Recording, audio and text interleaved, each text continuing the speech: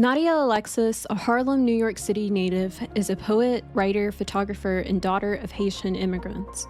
Her writing has been published in Poets and Writers, The Global South, Shenandoah, Wild Imperfections, an anthology of womanist poems, and others. A fellow of both the Watering Hole and the Callaloo Creative Writing Workshop, she has received several honors, including the 2023 Poet of the Year of the Haitian Creatives Digital Awards, a 2020 semifinalist of the 92Y Discovery Poetry Contest, and 2019 Honorable Mention Poetry Prize from the Hurston Wright College Writers Award. She holds an MFA and a PhD from the University of Mississippi. Her debut full-length collection of poetry and photography, Beyond the Watershed, is forthcoming with Cavan Carey Press in March 2025.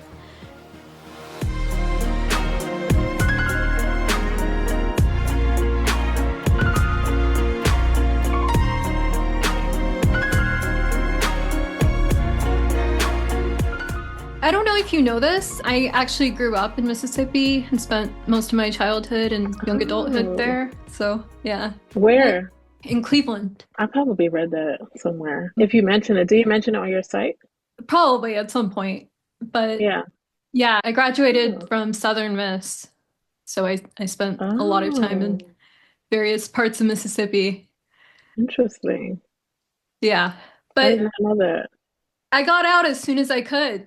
I would love to talk about what drew you to Mississippi and then what led you to stay. How does somebody in Harlem, New York decide to go to Mississippi for their MFA?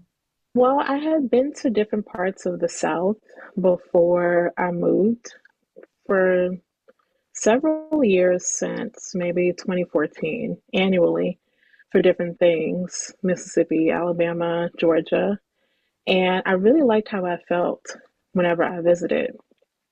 I don't know, I just felt very much at peace. It was warmer and I wanted a slower pace.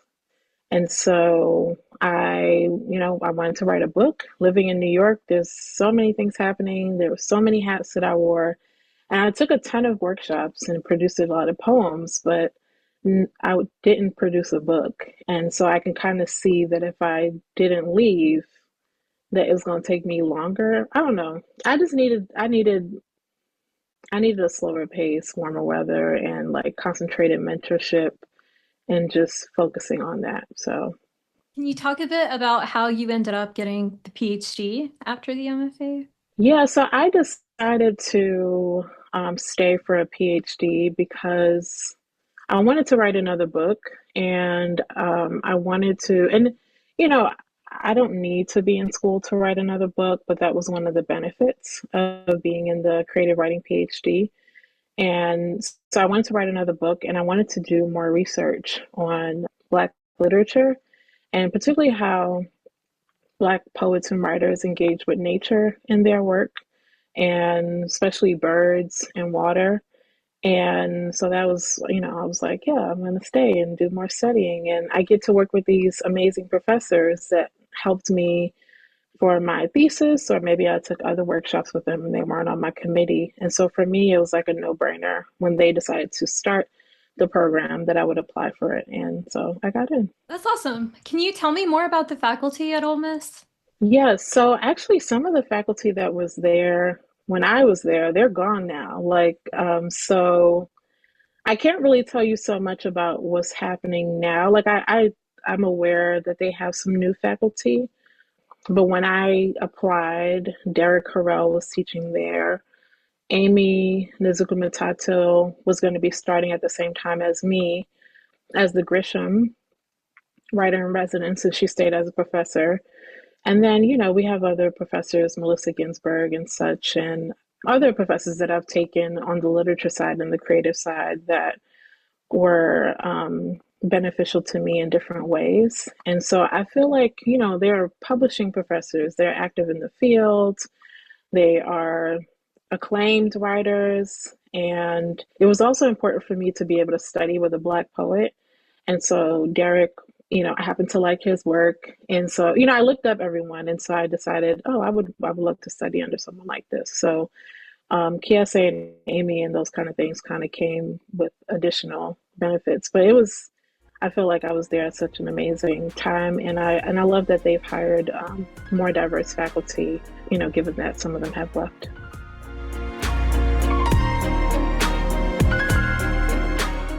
Let's talk about Beyond the Watershed. Can you tell me more about the watershed itself and what it represents? Yeah, so I should say that the idea of focusing on water for me came from some of my childhood experiences growing up in a home that would flood.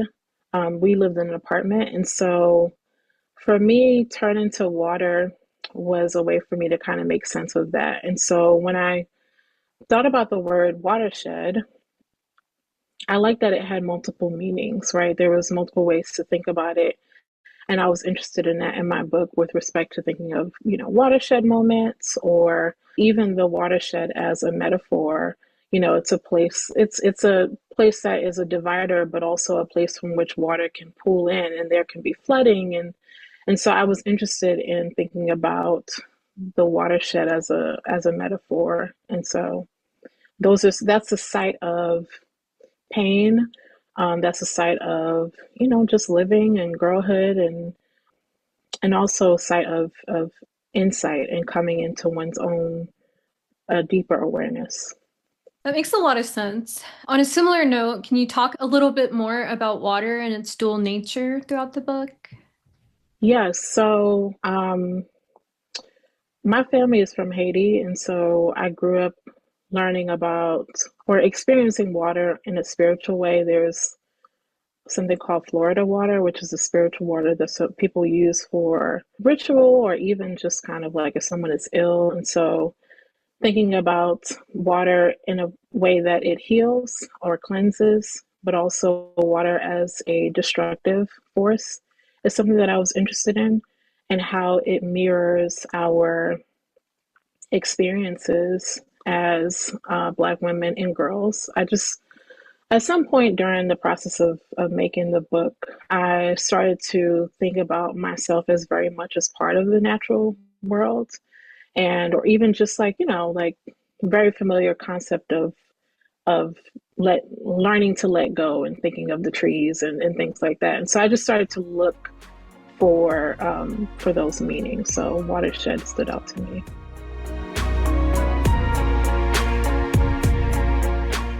Can we talk a bit about the book's organization and where you decided to place the various photos throughout? Maybe how you hope readers encounter those images throughout? Yeah, so the way that I had the book organized before, it was kind of like thematic and it kind of hopped around in time. It wasn't as chronological. And so I ended up hiring someone to help me to reorder the book because I needed somebody else to do it. I was very close to the book, and the way that she ordered it was the way that it ended up staying throughout the entire editorial process. So she did a really good job with that. And so the photographs in the book were within, well, a lot of the photographs, not all of them, were within the Prayer to Ezeli Danto poems, or some photographs did not make the cut. So the photographs existed within the poems in particular ways. And my editor was like, let's take them out, and make them bigger. And they're actually cropped. It's not the whole image. And so I had to think about whether or not I was okay with that. But so for me, I see a lot of the photographs as connected to the Danto poems, like sort of as what do you call that? Sections they help to kind of demark the sections in the book, but also it was important for me to have the Black female body, Black women visible throughout the book, but also, and like people think about different things with that, but I'm gonna stop there for now. I thought it was really interesting that the subject was unfocused a lot of the time in the photos. Could you speak on that a bit? Yeah, so when I made the photographs, I actually made the photographs separate from the book. I had no intention at first of putting photographs in the book necessarily. So the process of making the photographs was very intuitive, and I went out into the woods and I wanted to do something with movement. And so the photographs that there are photographs in the series. The series is called What Endures, that did not make it into the book where you can actually see the subject sharply. There's only a couple, but the ones that make it into the book, I wanted to, first of all, I want people to think about the photographs in whatever ways it comes up for them. So I don't want to control how the people interpret it. But for me, it was very much about agency to use blur, and she can depict herself in the ways that she desires. It was also very much spiritual for me, and thinking about movement and freedom of movement was important. So those are some of the reasons. Could you talk a bit, just process-wise, how did those thoughts about photography factor into like your writing process or like your ideas about writing poetry? Yeah, I feel like my poetry informs my photography a bit more, as opposed to it being the other way around. And I was thinking about this, and I feel like that's what really happens. And I kind of see photographs as little poems. And that's not me trying to equate them necessarily, but it's just my poet brain. And so, you know, the way that imagery works in poetry and how you can change the way someone sees something, I feel like you can do that in photography as well. And I feel like if photography does inform my work in certain ways, it might be more so through viewing other people's work. There are some photographers whose work I feel are very poetic, whether it's very lyric or narrative. They feel like poems to me. And so I think I take inspiration from other people's photographs when it comes to my writing. Photographs, visual art, painting, different kinds of things.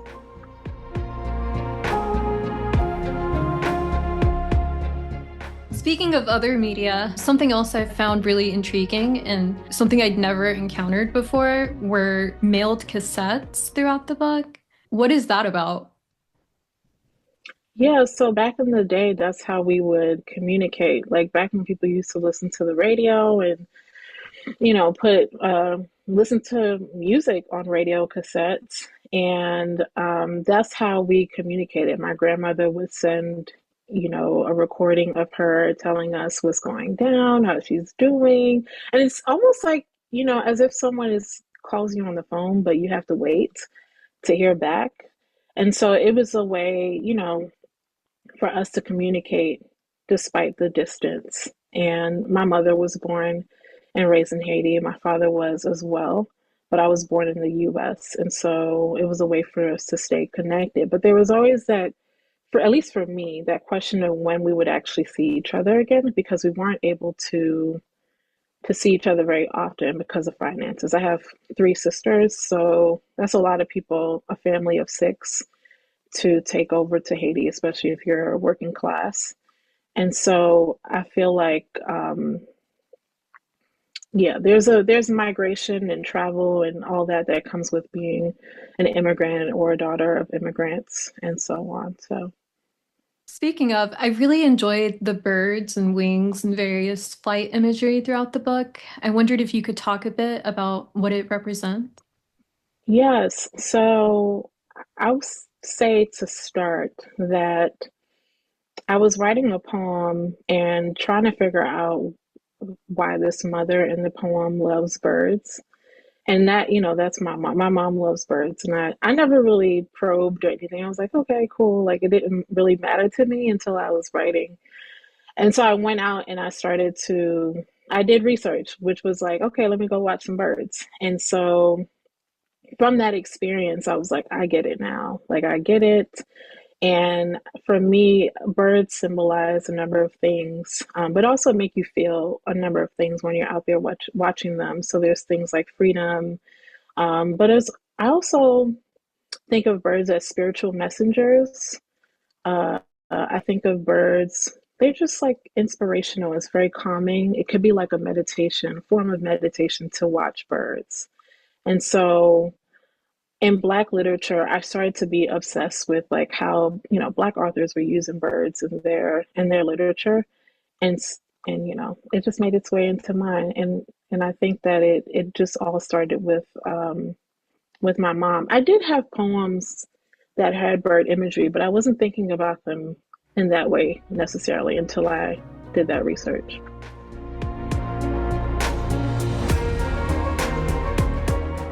I noticed a lot of one-word titles throughout. Can we talk a bit about titling and how you generally arrive at titles? Yeah, for the one word title poems, I think for me, those were about like zeroing in on a particular image or emotion.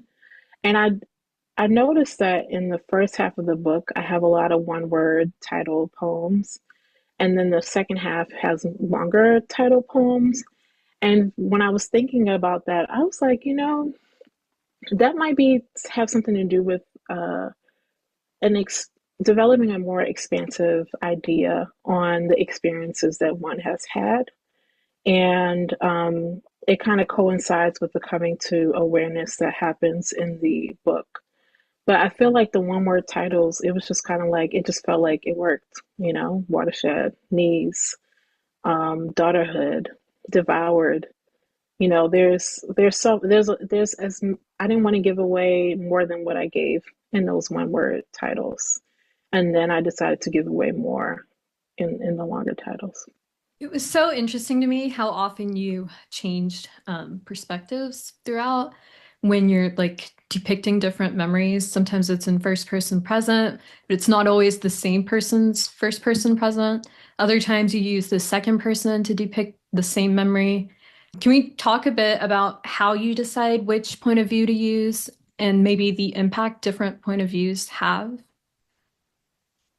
Yeah, so I feel like some of the second person poems were, when I think about those poems, I think those, there's a certain level of distance that I wanted to create for myself as the writer in those poems. And then I also wanted to create this distance for the reader, but also there is still a closeness that you can feel in second person poems because someone can like maybe put themselves in that place or there's different ways that it could work. The first person I think populates the book the most, and I think it's just a different level of closeness, and there's something about being able to tell your story or the stories of women that you know of or women in your family and using that first person because some people don't survive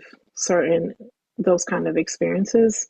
Some people don't live to tell those experiences, and so for me putting the book out is an act of resistance, and using the I is as well, but also allowing myself to slip into the you when I wanted to create that distance. It's almost like the speaker is watching themselves in a way, like watching from the outside, and and that's how they're able to tell that experience. It's like a photograph. Yeah, exactly. It's like a photograph, which the photographs in the book are they're self-portraits. Those images are of me, every single one of them, and made across like months of over. I started them in 2018 and the series ended in 2019. And so it was just there's a number of reasons why I chose to show myself to use myself as a subject. It was just kind of like easier, and I could just make the photographs whenever I wanted to, but also the photographs, similar to the book, were a way for me to process some experiences that I had had in grad school. And that series brought me a lot of wonderful experiences and things like that. And so yeah, those are all me, but it's not me. Like it's me as a representative And so I don't want people to look at it and think, oh, that's Nadia. And this is, like it's not like a regular photograph. It's me as a representative, as an actress or so, of sorts. Well, your bio calls you a photographer as well. I'm curious to know like what other things you photograph or like what your photographic practice usually consists of.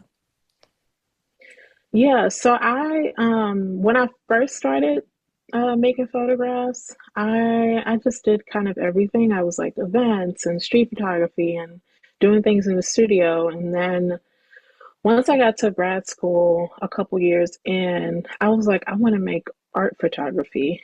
So I want to tell a story. And then I also have a series where I'm documenting my family, but I still see that as a sort of art.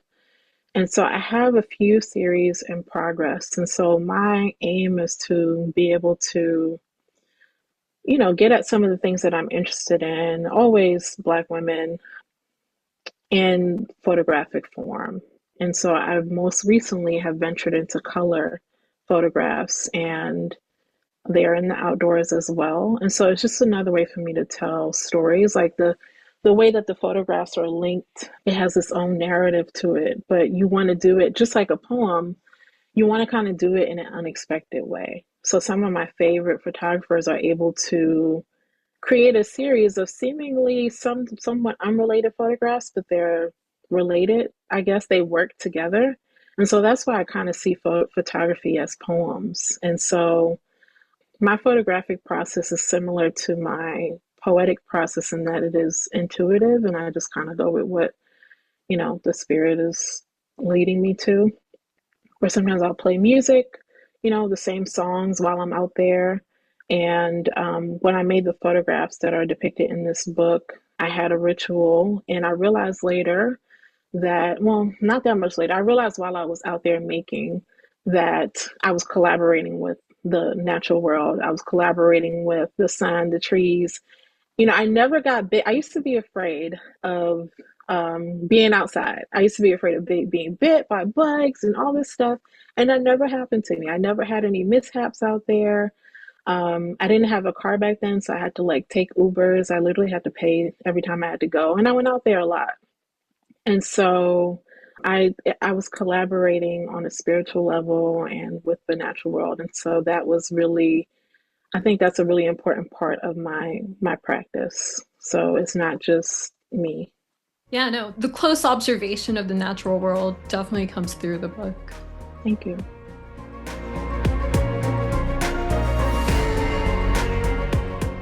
Going back to the book, in the foreword, Evie Shockley calls this a record of one woman's path toward becoming my own hero. Do you feel you accomplished that ultimately? I do feel like I accomplished that in some ways. I think that creating the book is an act of that in some ways, but also by the end of the book, you see the speaker is no longer in an abusive relationship, and she has hope for what can come in the future. And she also has hope that she'll have an even better relationship with herself. And so, in some ways, I still feel connected to poems in the book and the past selves of mine who helped to put the book together. But in other ways, I don't. I've moved beyond it, and I've arrived in a number of ways. And so the book is coming out at the perfect time. Like if it was going to come out a few years ago, I would have been like so anxious about it coming out and feeling shame and all these things. And I don't feel any of that. I feel excitement. I feel gratitude. I do feel prepared for maybe what questions might come that maybe I may not want to engage with or so on so forth. But I feel really good about it. And so I think in the process of writing the book and sending the book out and things like that, yes, that happened. And I think that is one way that one can become their own hero. But I actually don't think I did it alone, right? There's friends and family and, God and all these different things, uh, beings, folks that were with me. And so, and myself, I've done a whole lot of things to be the hero of my life. But never alone, even when I felt alone. I'm glad to hear that. Do you have a favorite poem in the book? Oh gosh. I mean, I do. It changes. It changes. Right now, it's like the Prayer to Ezeli Danto #5 poem, where it's like a hopeful poem. And, there's a line about becoming more, running across the ocean and becoming more woman with each wave, and being with your sisters and mother, and being able to dream something and that it can be true. I that's my favorite poem in the book right now, because of that hopeful note. And I think that there's so many misconceptions and judgments that folks may have about people who go through trauma. And I feel like um, I don't think that people often see those folks, us, as human in a certain way, and or even that we could have something better. It's kind of just like we stay in that box unless we move out of it or something like that. And so for me, I think there's a hope that I want people to encounter. The book, I want a lot of people to read the book, but I do want people who have had similar experiences to read that book and to feel seen and to feel some hope. And so that's my favorite poem right now because of what it suggests. So you just touched on this a little bit, but can you talk a bit about what you most hope people take away from reading the book? Yeah, so I think that first and foremost, like I mentioned, I do want people to feel seen, because there are poetry books out there that I kept close, that I read while I was writing the poems in this book or writing this book, that really helped me to feel, it gave me permission to tell the stories that I was interested in telling. And it made me feel seen. Mahogany L. Brown's Redbone, and Eugenia Leigh's book, Kathy Che, so many people. And so, but there was like a few that I revisited. And so I want to have that impact on folks. And also, I'm hoping that this book expands a bit the way that we might consider issues like gender violence and trauma.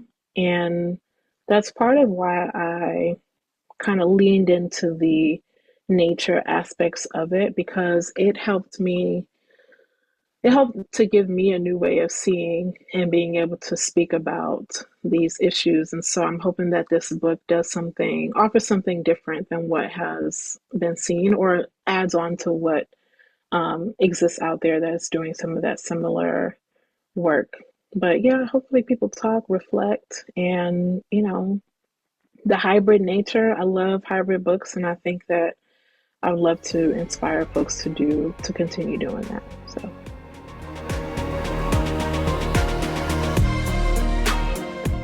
Can you give our viewers a writing prompt based on Beyond the Watershed? okay, so here's a writing prompt. Write about a moment, an important moment in your life, a moment of transition or change, and use water as a guiding image. It can be a river, it can be rain, the ocean, whatever feels right, or a combination of those. And let the water inform the memories that you are exploring. I love that. Can you talk a bit about the submission process? Yes, so I only submitted my book to maybe 4 or 5 or 6 places. I think it was 6. And I did it, you know, I graduated from the MFA in 2019. I didn't submit right away. In fact, I submitted 1 year and then I took a break and I didn't submit for like another year or two or something like that. And so the submission process included me getting more confident about the book and comfortable with the idea of the book being out in the world. And so I found, with the place that I submitted to contests and open reading calls like Cav and Carry Press. And so I chose anywhere that I felt like I liked the books that they published. They published writers of color. I wouldn't be the first one. That was really important to me that they had a track record for publishing us. And I just submitted a couple places each year until I got a finalist for one place, and then that was like in the fall. And I was like, okay, the acceptance is right around the corner because I had heard that from somewhere. Like if you get to finalists, then you're in a good place. Like the acceptance is coming. So I was like, all right, it's around the corner. I didn't know what that meant. And so just a few months later, or like less than 6 months later, I got a acceptance from Kevin Carey. So it was, some people submit to a ton of places, and I respect that, but I was not trying to do that. I was just like, I going to be very picky, like, about where I want the book to be.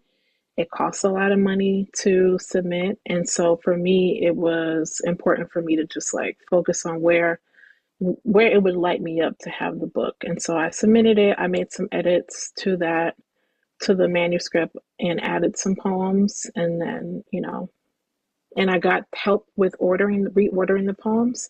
And that really helped me.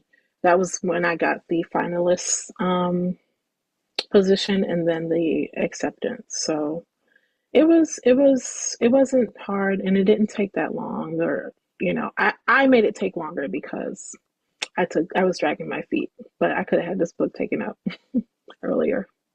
So when it was accepted by Kevin Carey, was that through like a just like a general submission or Hmm. okay, so it wasn't Yeah, part of they like a do. prize. No, they do. The one that I submitted to that was part of a prize was Ghost uh, Ghost Peach Press or something like that. I think it was. Yeah, I It's remember through reading that. Blue Coat Quarterly. Um, so that was a prize. I don't remember what the prize was, but yeah, this was a general open call. And so yeah, I just submitted. I just made it in time for the deadline, and yeah. That's awesome. It sounds like a really good submission experience. Yeah, it comes with a book contract and complimentary copies of the book, which was nice. They gave me 25 free copies of the book, and so that was really good because better than not getting anything. And so I really appreciated that. And they've been such a wonderful press. And I submitted to them partly because I liked their politics. I like their, not that they're a political press necessarily, but they care about people's, as humans, right? And they publish wonderful books. And I just thought it would be great to be with them. Did you have a lot of impact on like the cover image? Yeah, so I did have a choice. Now, I'm going to tell you how the cover process was because I didn't really know what it was going to be like. And so I submitted an author questionnaire, and that included some images that I really liked that I might want to be the cover. And two of them were my photographs, and then some of them everything else was artwork, paintings, and photographs by other Black artists. And so I submitted that, and I just thought, oh, they're just going to choose from that, or they're going to ask me for more. And that, that is not what happened necessarily. They gave me a book cover questionnaire, and I filled that out. That was much later in the process, and I told them like what colors are my favorite, what book covers do I like, what book covers I don't like. So I literally had to upload images of book covers that I don't like, and book covers that I do, and just things that were like off limits and all of that. And so using that and the images that I showed them that I liked, et cetera, they submitted to me a ton of book cover options designed by the book cover designer. And one of my photographs had made the final cut of the two that I shared as a possibility. And so I chose like my top three or something in the end. And um, then they gave me two to look at of those three. And one of the top three was my photograph that I made. And another one was this one right here that was designed. It's two images put together. I think it's like open source images, and the book cover designer put them together. And I was like, this would be a better pick than my photograph. And it was like a no brainer. And every time I see it, I think of my poem called From Haiti to New York, because I feel like the left side kind of makes me think of Haiti, and then the right side makes me think of New York City. And so I feel like I felt like the cover designer really got what the book was about and what the vision was. And, all of the options he gave were really great. And, there were some that was like obvious no's for me. I was like, no, absolutely not. Not because there was anything wrong with them, but I was very much going off feeling. And so that's one of the benefits for me in terms of how much my life has transformed, how much I've grown, is that my intuition, I've developed a strong connection to that, or trusting when something doesn't feel right in my body. And so it was very much a, does this feel good? Like, so, that was the process. My long answer. That's awesome. Thank you for sharing.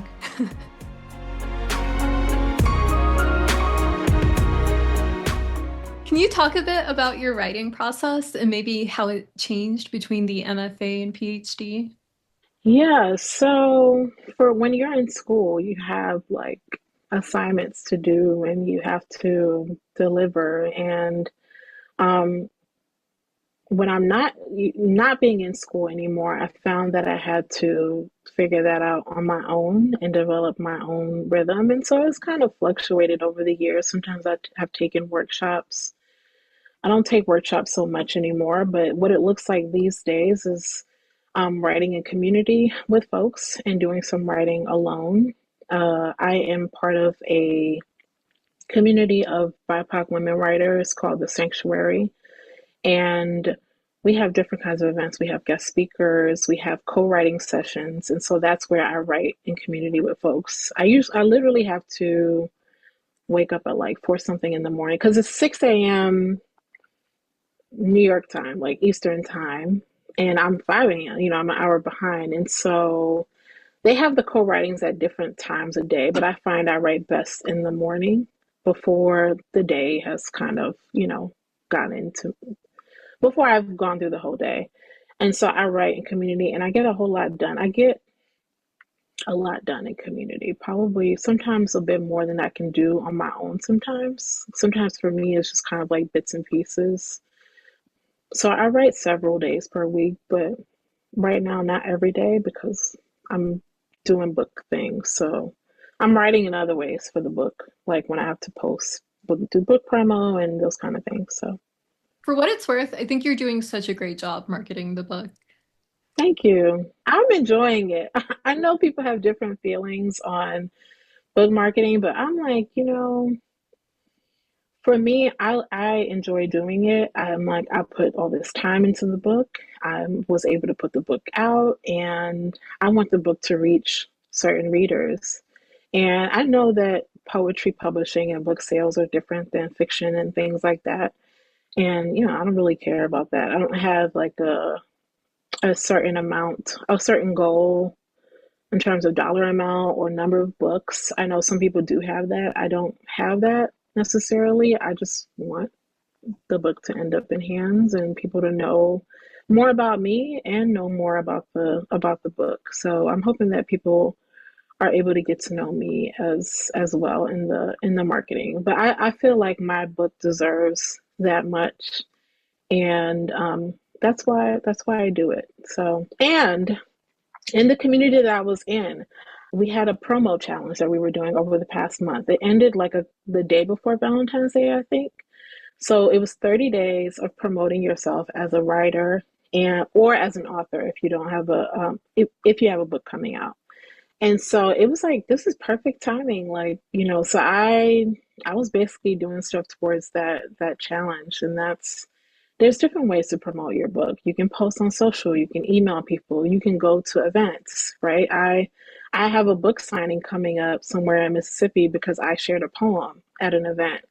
I was promoting my book, but not really. I was just like, I'm gonna share a poem, and they were like, "Hey, do you have a book coming out?" And I'm like, "Yeah, I do." They're like, "Do you want to do a book signing here?" And I was like, "Yes." You can go to your library and tell them about your book. You can hit up bookstores and try to, like, there's so many different ways. You can update your website, your email bio. I did all of that over the course of that month.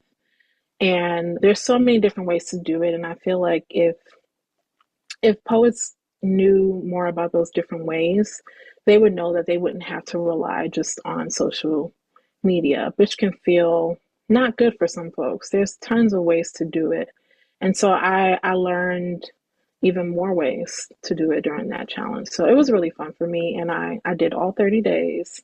And at some points, I did like 4 or 5 things a day, which I don't know. It just happened that way because things are moving. The book is out soon, so in a couple weeks. That's awesome. Going back to your writing process a little bit, what are your best Mhm. strategies for revision? I think if you produce a lot of work, whatever a lot means to you, that can be helpful in terms of revision because some pieces you need to kind of step away to get the poem to a better place or the best place. And so, I just kind of approach it like, what does the poem want? Or maybe I might do revision exercises that I pull from the internet, or maybe have pulled from what I've taught or from a workshop. And so it just kind of depends on what the poem wants. I actually really enjoy the revision process, and I think that's where the poem is really made. And so it's like you have a hand in it, but I feel like the poem has a hand in it as well. And so it's like collaborative until the very end. And so I think that doing different exercises, taking time away, looking at other people's work, you know, and yeah, whether it's poetry or like visual art or something, like there might be things that will can help inform your revision process. So being open to receive and try something different.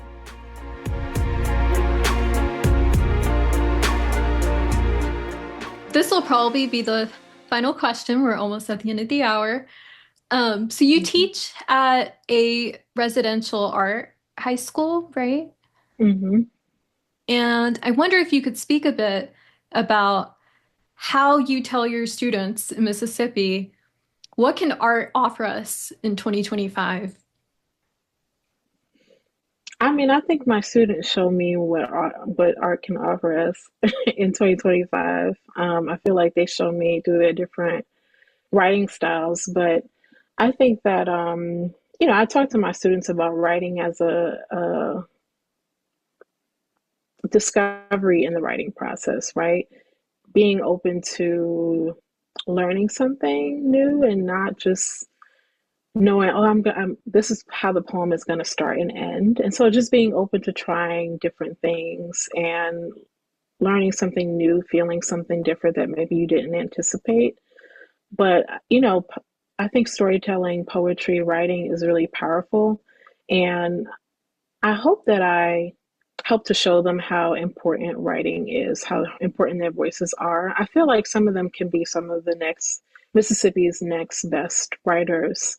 And so they get to submit their work for publication and prizes, and they get confidence boosts because of that. And I love to see that. I love to see how they encourage each other. So writing is also a place for community, and they do that very well in the classroom and outside of the classroom. And so, yes, I do think I'm teaching some of Mississippi's best writers, and there's people on KSA Lehman and Jasmine Ward, and I'm like, I could definitely see some of y'all going on that, being on that level. So that's what I'm hoping. I'm hoping, not all of them are going to continue to write, but some of them will. And I'm looking for their names in the future. That's a great note to end on. Thank you so much, Nadia. Thank you so much, Hiba, for having me. Of course. And thank you for holding it down in Mississippi for real. Like, I know it's not easy. And thank you so much for reaching out and for watching the YouTube channel. Yes, yes. I was once I watched it, I was like, oh, I want to be on this podcast. Let me email her. So I was really glad when you said yes. And I was so, honestly so excited when I got your email because I was like, oh my gosh, she's a photographer and she's from Mississippi, and yeah, very exciting. Thank you so much. I hope you have a good rest of your weekend and all the good things. Thank you so much. Same to you. Thank you. Take care.